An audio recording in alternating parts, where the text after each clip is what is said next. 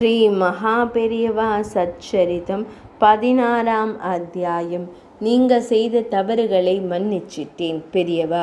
அனுஷ்டானம் குரு பக்தியில் சிறந்து விளங்கும் ஒரு பாத்திம கிராமத்தில் 4 நாள் முகாம் செய்துவிட்டு அடுத்த முகாம் அரசவனங்காடு என்ற கிராமத்திற்கு புறப்பட்டார்கள் பெரியவா.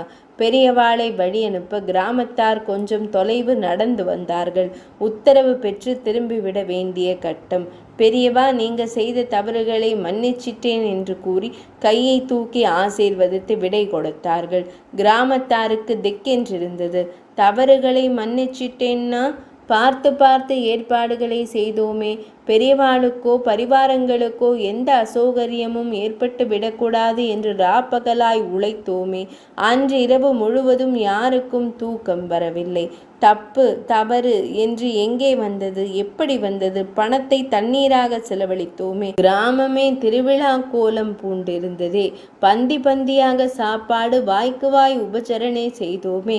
ஏண்டா சீனு, தப்பு எங்கேடா நடந்திருக்கும்?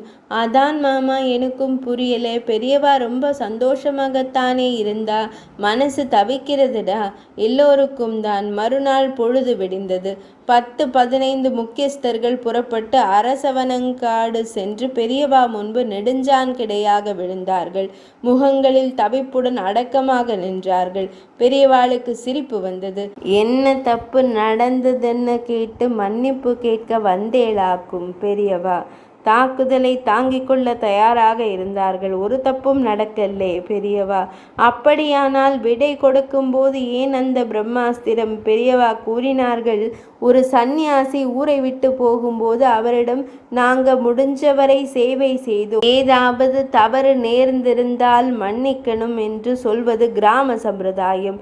நேற்றைக்கு நீங்க அதை சொல்லலே, அதை ஞாபகப்படுத்தினேன், அவ்வளவுதான். ராஜோபச்சாரம் பண்ணினேன். க்ஷேமமாக இருக்கணும். வெளியே வந்த எல்லார் முகத்திலும் அசாதாரணமான திருப்தி. இரவு பொழுது முழுக்க, ராத்திரி முழுக்க எப்படி தவிச்சு போயிட்டோம். ஆனா பெரியவா என்ன சொன்னாலும் அதிலே ஒரு தர்ம சூக்ஷ்மம் இருக்கும். நமக்கு தான் புரிய மாட்டேங்கிறது. 16ஆம் அத்தியாயம் நிறைவடைந்தது.